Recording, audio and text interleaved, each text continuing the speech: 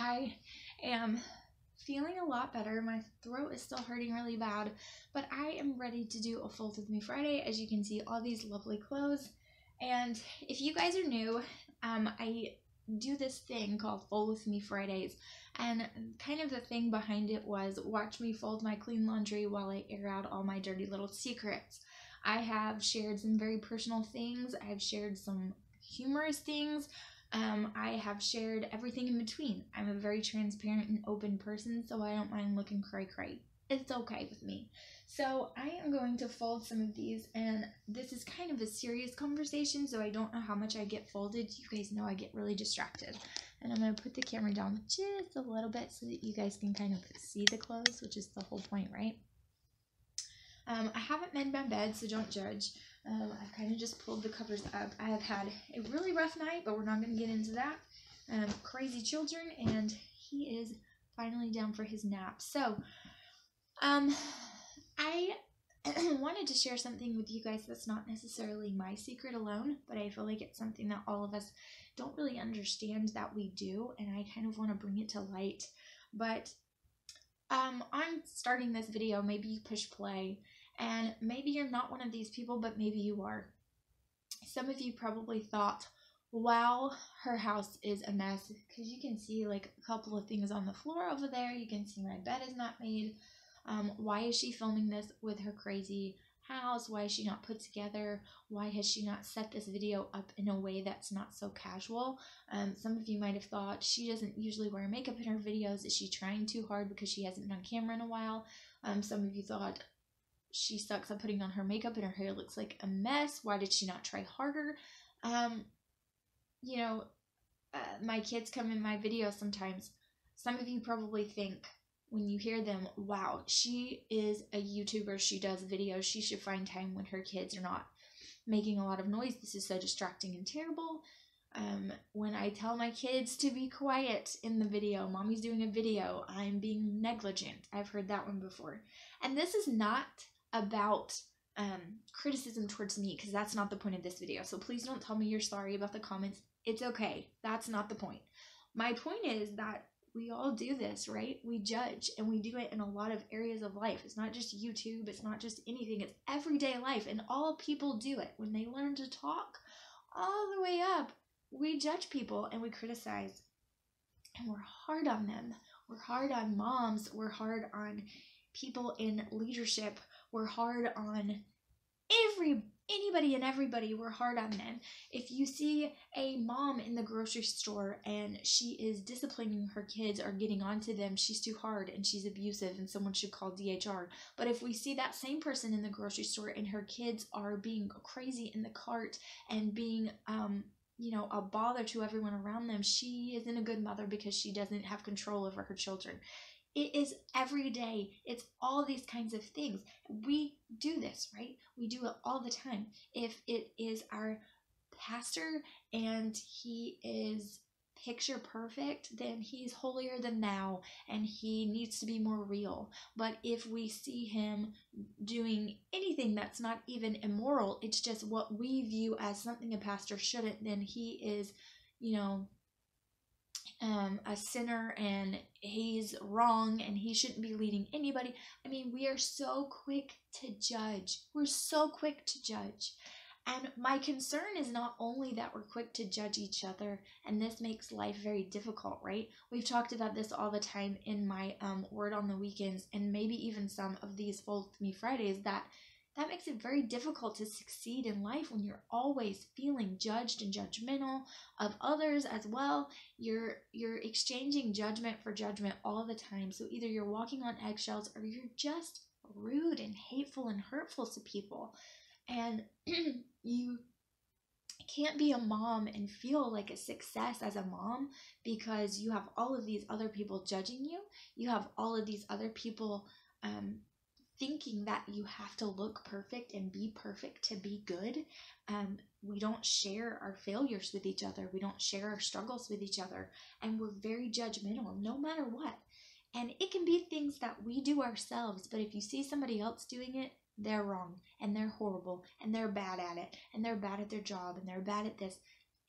It's just not necessary, right? And my concern, like I said, is not only for us, my concern is for our children.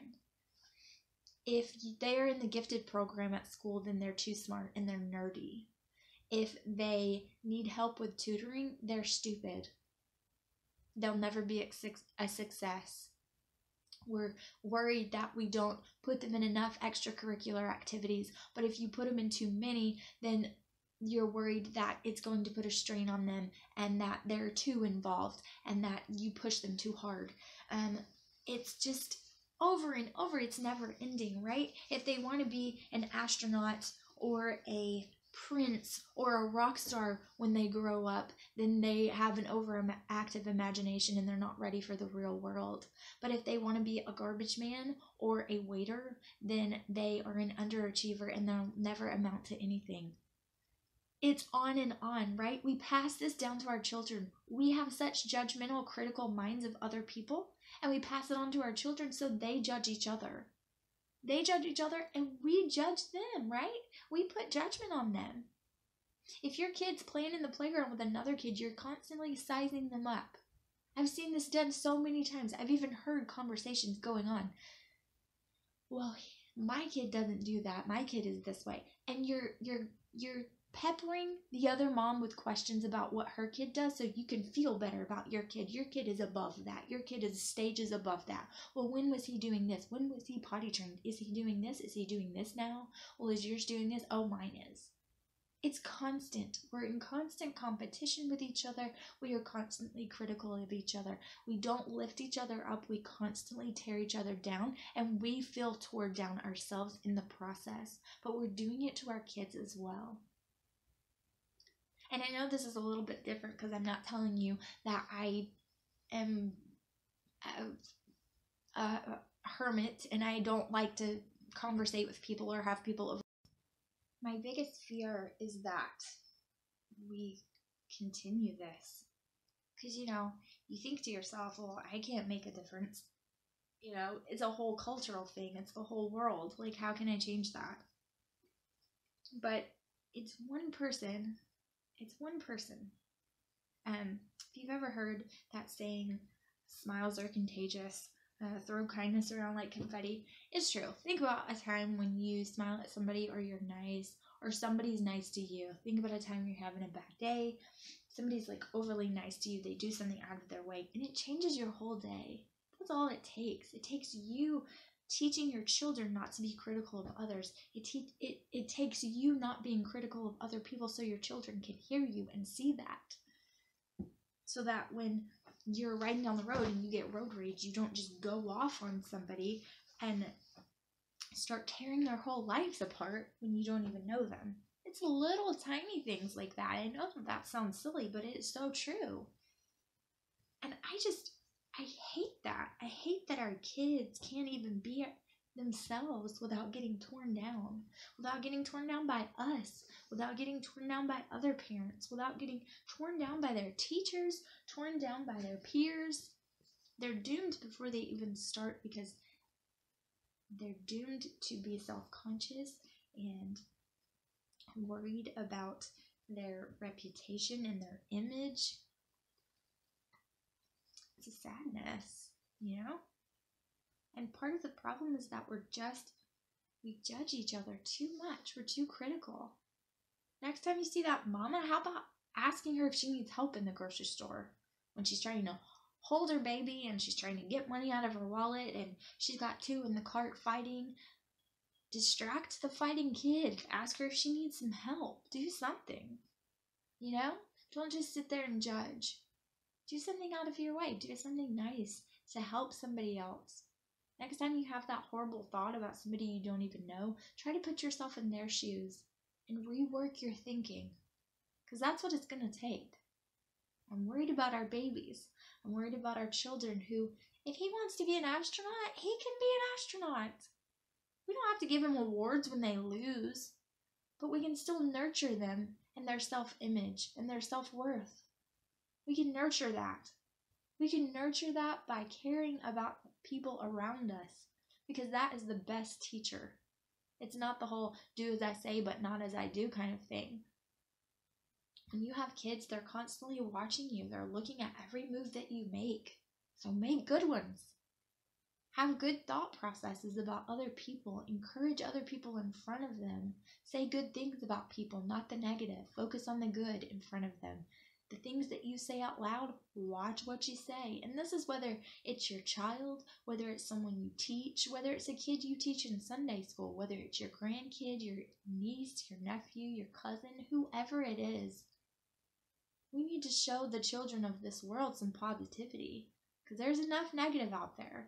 There's so much negative to focus on, but there's so much positive too, and we just choose not to see it. So don't let your eyes be clouded. You know, they say sometimes when you're in love, you're looking through rose-colored glasses. You can only see the positive things about each other. But we're looking through tinted gray glasses all the time, and we can't see how light and bright things are. There's positivity there. You just have to look a little bit harder for it. Maybe you have to squint through those glasses to see it, but it's there. We need to show that to our children. Show them the good things about themselves. Don't just give them false hope and, pipe dreams, but at the same time, let them know that it's okay to be who you are. If you're overly smart, don't downplay that. It's something to be celebrated. And if you need a little help, that is not a big deal. Fight for it. Teach them how to work for what they have. But teach them how to be positive. Teach them how to be positive towards others. I teach 2 different classes at church, and I look at all of these kids. I look at all of them and hear them talk to each other and hear the way they play with each other and all of that. And it's just so dangerous because it's so easy for them to judge each other. And this one doesn't want to play with this one because of that and that. And that's human instinct. So teach your kids not to be that way. Teach your kids what not to do. How can we be positive? How can we talk good about each other? How can I talk good about you and you talk good about me? It doesn't mean we fluff each other up all the time. You can tell each other the truth, but at the same time, be positive. Lift each other up. Don't kick us when we're down. Don't see somebody struggling and just make it that much worse. Help them up. Because that's what this world needs. That's what we need. So I just wanted to bring that to light. And I folded a little bit, I guess, but I wanted to touch on that a little bit because I just feel like there's so much that, and it's all over the place. I mean, you can just look at YouTube videos and look in the comment sections and you can see there's so much negativity. We pick each other apart. Family vlogs, and you pick apart their parenting, but you still continue to watch them every single time. You watch every single video they put out, but you want to pick apart every single thing they do. You can look at comments on any kind of video. It could be anything. A cleaning video. Well, your house was disgusting. I mean, anything. And that doesn't bother me because, like I said, I am a transparent person, so I don't care. I don't care if you see my house a mess or I don't put on as much makeup as you think I should that day or whatever. It doesn't bother me. But some people are not that way, and it hurts their feelings. Words hurt. Words are discouraging. So don't discourage, encourage. Don't tear down, lift up, and teach your kids to do the same. Because that's what it's going to take to make this world a better place, and I want to see it get better. I don't know about you, but I want my kids to have it better than we have. I want things to be better than what they are now for them. I want that for them. I want that for my kids and my grandkids and however long it lasts. That's what I want. And I want it for yours too.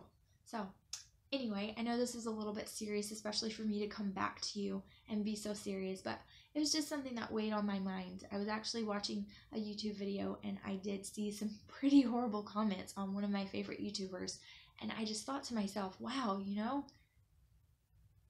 it's ridiculous. Why are we so critical of each other? But we would not want anyone to be critical of us. Don't judge me, but I'm going to judge you. So I just thought that I would share. It's just food for thought, and I hope that you'll process it and share it and spread some light and positivity around the world, just like fairy dust. Everybody needs a little magic, and you can give that to somebody today. So thanks so much for watching. If you're new, I appreciate you guys so much. I appreciate you. You've put up with me for a long time. I appreciate you too. And I will see you guys in the next video. Bye, guys.